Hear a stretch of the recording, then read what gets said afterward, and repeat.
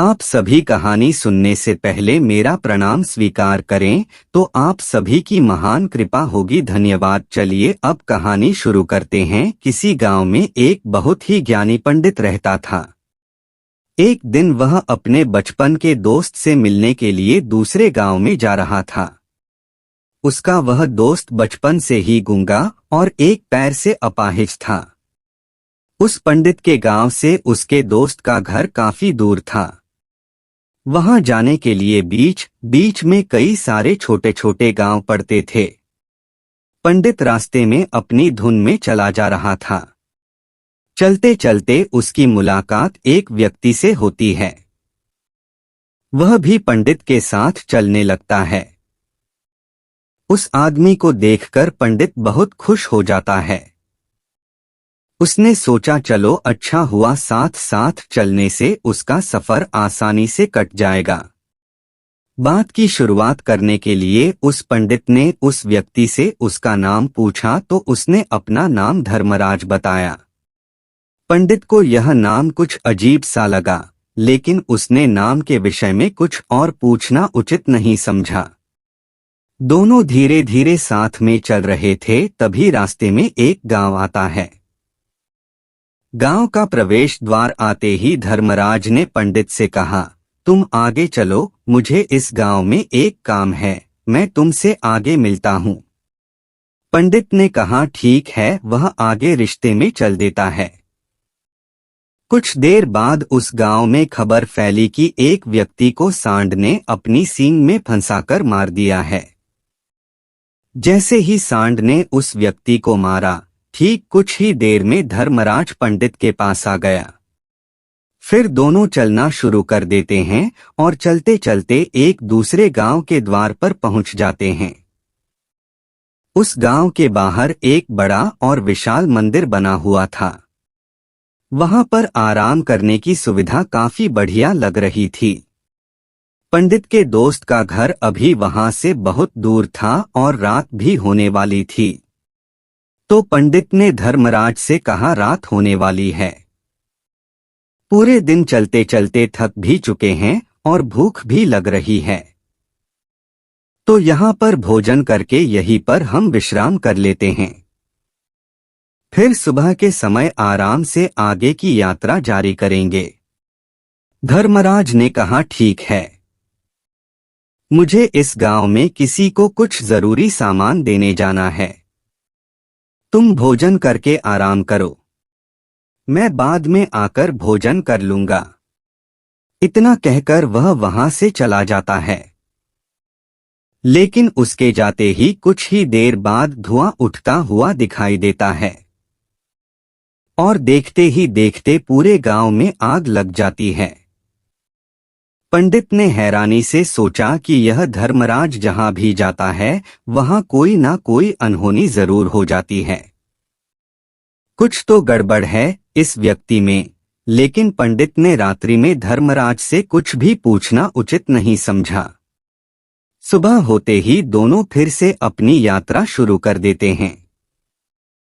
कुछ देर चलने के बाद रास्ते में फिर से एक गांव आता है। धर्मराज ने फिर पंडित से कहा, आप आगे चलिए, मुझे इस गांव में अपने मित्र से मिलने जाना है। मैं अपने दोस्त से मिलने के बाद आगे रास्ते में मिलूंगा। यह कहकर धर्मराज वहां से चला गया। लेकिन पंडित इस बार आगे नहीं गया। वहीं खड़ा होकर धर्मराज को देखता रहा कि वह कहाँ जा रहा है और क्या करता है। तभी थोड़ी देर बाद लोगों की आवाज सुनाई देने लगी कि एक व्यक्ति को सांप ने काट लिया है और उसकी मृत्यु हो गई है। ठीक उसी समय धर्मराज फिर पंडित के पास पहुंच गया, लेकिन इस बार पंडित से रहा नहीं गया और उसने धर्मराज से पूछ ही लिया कि तुम जिस भी गांव में जाते हो वहां कोई ना कोई अनहोनी जरूर हो जाती है, क्या तुम मुझे बता सकते हो? यह ऐसा क्यों हो रहा है? धर्मराज ने कहा, पंडित जी आप तो मुझे बहुत ज्ञानी मालूम पड़े थे, इसीलिए मैं आपके साथ चलने लगा था, क्योंकि ज्ञानियों का साथ बहुत अच्छा होता है। परंतु आप अभी तक समझ नहीं पाए कि मैं कौन हूँ। पंडित ने कहा, मैं समझ गया हूँ, लेकिन मुझे कुछ शंका है। अगर आप ही अपना उपयुक्त परिचय दे दे तो मेरे लिए आसानी होगी। तब धर्मराज ने जवाब दिया कि मैं यमदूत हूँ और यमराज की आज्ञा से उन लोगों के प्राण हरण करता हूँ जिनकी उम्र पूरी हो चुकी है। हालांकि पंडित को पहले से ही इस बात की आशंका थी, फिर भी धर्मराज के मुंह से ये बातें सुनकर वह घबरा गया, लेकिन वह हिम्मत करके पूछता है कि अगर तुम सच में यमदूत हो तो मुझे बताओ, अगले मृत्यु किसकी है। धर्मराज ने जवाब दिया, अगली मृत्यु तुम्हारे उसी मित्र की है जिससे तुम मिलने जा रहे हो, और उसकी मृत्यु का कारण भी तुम ही बनोगे। ये बात सुनकर पंडित सहम गया और सोच में पड़ गया कि अगर सच में यह धर्मराज यमदूत हुआ तो उसकी बात भी सच होगी और उसके कारण मेरे बचपन के सबसे अच्छे मित्र की मृत्यु हो जाएगी, तो सबसे अच्छा तो यही होगा कि मैं अपने मित्र से मिलने ही ना जाऊं। कम से कम मैं उसकी मृत्यु का कारण तो नहीं बनूंगा। धर्मराज ने मुस्कुराते हुए कहा, तुम जो सोच रहे हो वो सब मुझे पता है, मगर तुम्हारे अपने मित्र से मिलने ना जाने से नीति नहीं बदल जाएगी। तुम्हारे मित्र की मृत्यु तो निश्चित है और वह अगले कुछ ही पलों में घटित होने वाली है। महाकाल के मुंह से ऐसी बातें सुनकर पंडित को झटका लगा, क्योंकि महाकाल ने पंडित के मन की बातें पढ़ ली थी, जो कि एक सामान्य व्यक्ति के लिए संभव नहीं है। अब पंडित को विश्वास हो गया कि यह धर्मराज सचमुच में यमदूत ही है।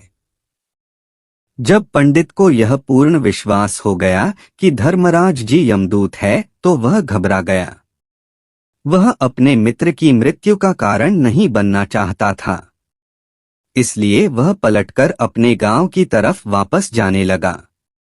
लेकिन जैसे ही पंडित वापस जाने के लिए मुड़ा, उसने देखा कि उसका मित्र तेजी से उसकी तरफ चला आ रहा है, जो कि पंडित को देखकर अत्यंत प्रसन्न दिखाई पड़ रहा था।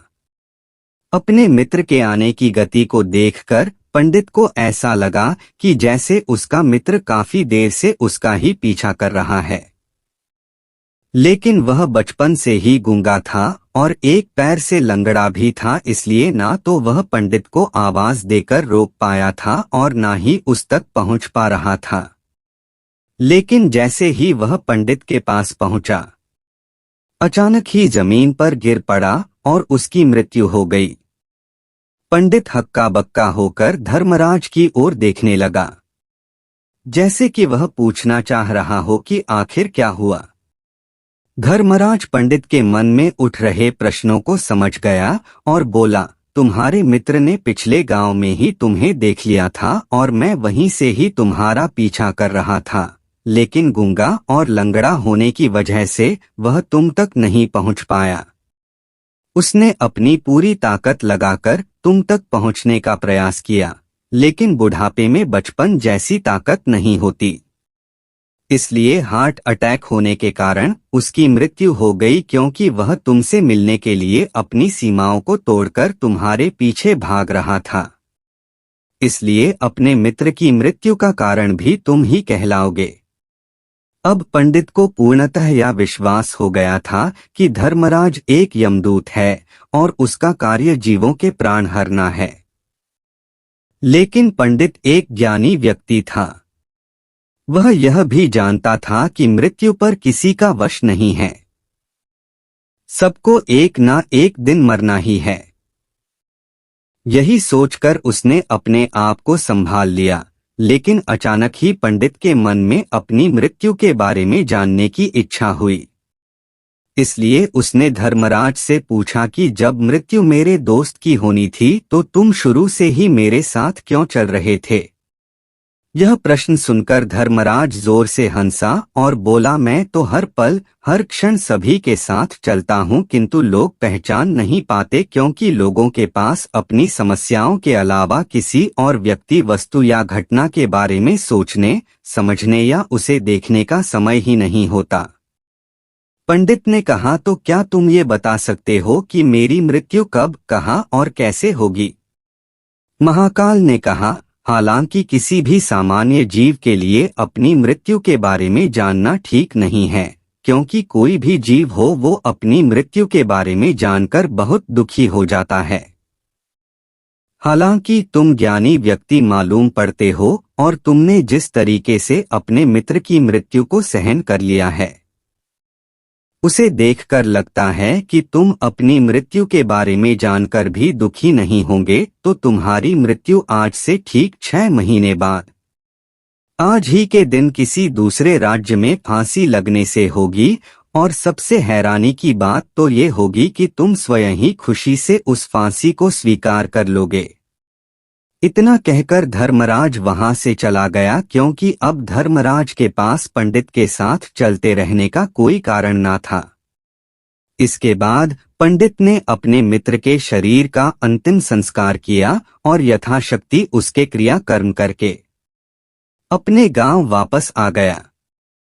लेकिन कोई व्यक्ति कितना भी ज्ञानी क्यों ना हो, अपनी मृत्यु के बारे में जानकर दुखी तो होता ही है और मृत्यु से बचने का कोई ना कोई उपाय भी खोजता है। तो पंडित ने भी वही किया, क्योंकि पंडित विद्वान था, इसलिए उसकी पहचान उस राज्य के राजा तक थी। पंडित ने सोचा कि राजा के पास तो कई सारे ज्ञानी मंत्री हैं, वो मेरी मृत्यु से संबंधित समस्या का कोई न कोई समाधान निकाल ही लेंगे। पंडित यही सब सोचता हुआ राज दरबार में पहुंच जाता है और राजा से सारी घटना के बारे में बताता है। राजा ने अपने मंत्रियों को सारी समस्या बताई और उनसे सलाह मांगी। अंत में सभी ने विचार विमर्श करके कहा, अगर पंडित की बात सही है तो उसकी मृत्यु भी 6 महीने बाद ही होगी, लेकिन मृत्यु तो तब होगी जब वह किसी दूसरे राज्य में जाएगा। यदि वह किसी दूसरे राज्य में जाए ही ना तो मृत्यु ही नहीं होगी। मंत्रियों की यह सलाह राजा को भी सही लगी। इसके बाद पंडित के रहने की सारी व्यवस्था महल में ही कर दी गई और राजा के आदेश के बिना उस पंडित से किसी को भी नहीं मिलने दिया जाता था। लेकिन पंडित कहीं भी आ जा सकता था, ताकि पंडित को ये ना लगे कि वो राजा की कैद में है, परंतु पंडित डर के मारे स्वयं ही कहीं आता जाता नहीं था। धीरे धीरे महीने गुजरे गए और पंडित की मृत्यु का समय नजदीक आने लगा और अंततः यह भी दिन आ गया जिस दिन पंडित की मृत्यु होनी थी। तो जिस दिन पंडित की मृत्यु होनी थी उसकी एक रात पहले पंडित डर के मारे जल्दी ही सो गया, ताकि जल्दी से वह रात बीत जाए और अगला दिन आ जाए, ताकि मृत्यु टल सके। लेकिन पंडित को नींद में चलने की बीमारी थी और अपनी इस बीमारी के बारे में वह स्वयं ही नहीं जानता था। तो फिर राजा, मंत्री या किसी वैद्य को इसके बारे में बताने का कोई प्रश्न ही नहीं उठता। पंडित अपनी मृत्यु को लेकर बहुत चिंतित था। वह पिछले कई दिनों से ठीक है, सो भी नहीं पा रहा था और नींद में चलने की बीमारी भी तभी होती है जब व्यक्ति ठीक से सो नहीं पा रहा हो। तो उस रात भी पंडित को नींद में चलने का दौरा पड़ा। वह उठा और महल से निकलकर अस्तबल में गया, क्योंकि पंडित राजा का खास मेहमान था। इसलिए किसी भी पहरेदार ने उसे नहीं रोका और ना ही किसी तरह की कोई पूछताछ की। अस्तबल में पहुंचकर यह सबसे तेज चलने वाले घोड़े की पीठ पर सवार होकर नींद में ही अपने राज्य की सीमा से बाहर दूसरे पड़ोसी राज्य में चला गया। इतना ही नहीं, वह दूसरे राज्य के राजा के महल में पहुंच गया। उस महल के पहरेदारों ने भी उसे नहीं रोका और ना ही कोई पूछताछ की। सभी लोग रात्रि का अंतिम प्रहार होने के कारण गहरी नींद में थे। वह पंडित सीधे राजा के सैन्य कक्ष में पहुंचा, जहां राजा और रानी सो रहे थे। वह पंडित वहीं जाकर सो गया। सुबह हुई तो राजा ने पंडित को रानी के बगल में सोया हुआ देखा तो है बहुत क्रोधित हो गया। राजा ने पंडित को कैद करने का आदेश दे दिया। पंडित गिरफ्तार हो गया, लेकिन पंडित तो भौचक्का था। उसे तो कुछ समझ नहीं आ रहा था कि आखिर वह दूसरे राज्य में और राजा के सैन्य में कैसे पहुंचा। लेकिन वहां उसकी ये सब सुनने वाला कोई नहीं था। राजा ने पंडित को दरबार में पेश करने का आदेश दिया। कुछ देर बाद उस पंडित को दरबार में लाया गया। पंडित को देखते ही राजा इतना आग बबूला हो गया कि उसे फांसी पर चढ़ा देने का हुक्म सुना दिया।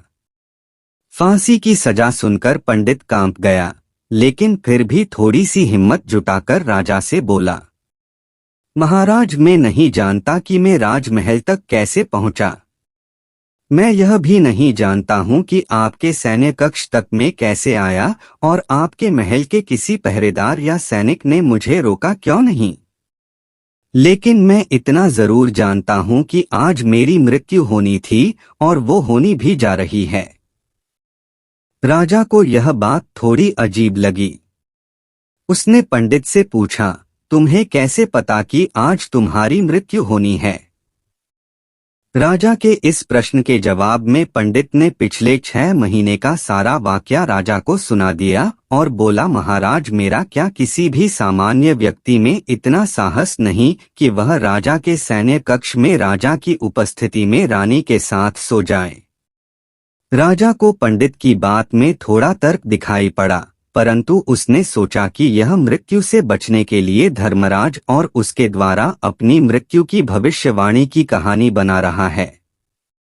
इसलिए राजा ने पंडित से कहा, यदि तुम्हारी बात सत्य है और आज ये तुम्हारी मृत्यु का दिन है, जैसा कि यमदूत धर्मराज ने तुमसे कहा था, तो आज तुम्हारी मृत्यु का कारण मैं नहीं बनूंगा। लेकिन यदि तुम्हारी बात झूठी निकली तो निश्चित ही आज तुम्हारी मृत्यु का दिन होगा, क्योंकि जिस राज्य से पंडित आया था उस राज्य का राजा इस राजा का मित्र था। इसलिए इस राजा ने तुरंत अपने कुछ सैनिकों को पड़ोसी राजा के पास भेजकर पंडित की बात की सत्यता का प्रमाण मांगा।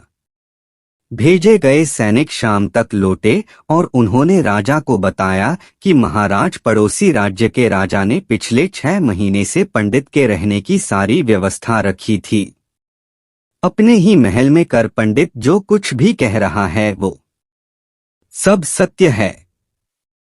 पंडित राजा का खास मेहमान था। कल शाम राजा आखिरी बार पंडित से उसके कक्ष में मिले थे और उसके बाद यह इस राज्य में कैसे पहुंच गया, इसकी जानकारी किसी को भी नहीं है। इसलिए उस राज्य के राजा के अनुसार पंडित को फांसी की सजा देना ठीक नहीं है।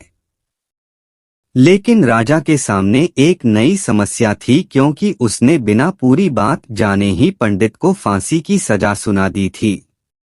इसलिए अगर पंडित को फांसी नहीं दी जाती तो राजा के वचन का अपमान हो जाएगा, लेकिन अगर राजा की बात का मान रखा जाए तो बेवजह ही एक निर्दोष व्यक्ति की मौत हो जाएगी। राजा ने अपने सभी मंत्रियों से इस बारे में सुझाव मांगा तो मंत्रियों ने राजा को सुझाव दिया कि महाराज, पंडित को एक कच्चे सूत के धागे से फांसी लगवा दी जाए। इससे आपके कथन का भी मान रह जाएगा और कच्चे सूत के धागे से पंडित को फांसी भी नहीं लगेगी और उसके प्राण भी बच जाएंगे। राजा को मंत्रियों का यह सुझाव पसंद आया और उसने ऐसा ही करने का आदेश दे दिया।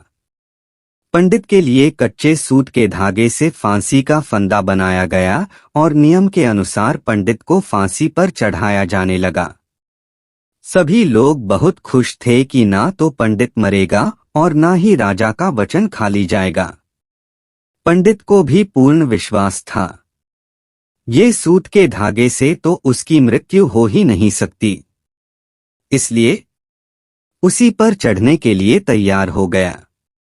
जैसा कि धर्मराज ने भविष्यवाणी की थी कि तुम खुद ही अपनी फांसी को स्वीकार करोगे, लेकिन जैसे ही पंडित को फांसी दी गई, सूत का धागा तो टूट गया, लेकिन टूटने से पहले उसने अपना काम कर दिया था। पंडित के गले की एक नस सूत के धागे के झटके से कट चुकी थी और पंडित जमीन पर पड़ा तड़प रहा था। उसी पल उसके गले से खून की फुहार निकल रही थी और देखते ही देखते पंडित का शरीर पूरी तरह से शांत हो गया। सभी लोग आश्चर्यचकित थे और पंडित को मरता हुआ देख रहे थे। किसी को विश्वास नहीं हो रहा था कि कच्चे सूत के धागे से भी किसी इंसान की मृत्यु हो सकती है। लेकिन घटना तो घट चुकी थी, नियति ने अपना काम कर दिया था और धर्मराज की भविष्यवाणी सच हो चुकी थी। श्रीमद् भागवत गीता में भगवान श्री कृष्ण ने कहा है, जो होना होता है वो होकर ही रहता है। हम चाहे कितनी ही सावधानी बरतें, कितना ही उपाय कर लें, लेकिन घटना और घटना की पूरी प्रणाली पहले से ही तय होती है, जिसे हम थोड़ा सा भी इधर उधर नहीं कर सकते हैं। दोस्तों, शायद इसीलिए ईश्वर ने हमें भविष्य जानने की क्षमता नहीं दी है, ताकि हम अपने जीवन को ज्यादा बेहतर तरीके से जी सकें, और यही बात उस पंडित पर भी लागू होती है। अगर पंडित ने महाकाल से अपनी मृत्यु के बारे में ना पूछा होता तो 6 महीने तक राजा के महल में कैद रहकर डर डर कर जीने की बजाय ज्यादा बेहतर जीवन जीता। तो दोस्तों, उम्मीद करता हूँ आपको इस कहानी से एक अच्छी सीख मिली होगी। यह कहानी आपको कैसी लगी हमें कमेंट बॉक्स में कमेंट करके जरूर बताएं, और इस वीडियो को अपने दोस्तों के साथ जरूर शेयर करें ताकि उन्हें भी इस कहानी से कुछ सीखने को मिल सके। धन्यवाद।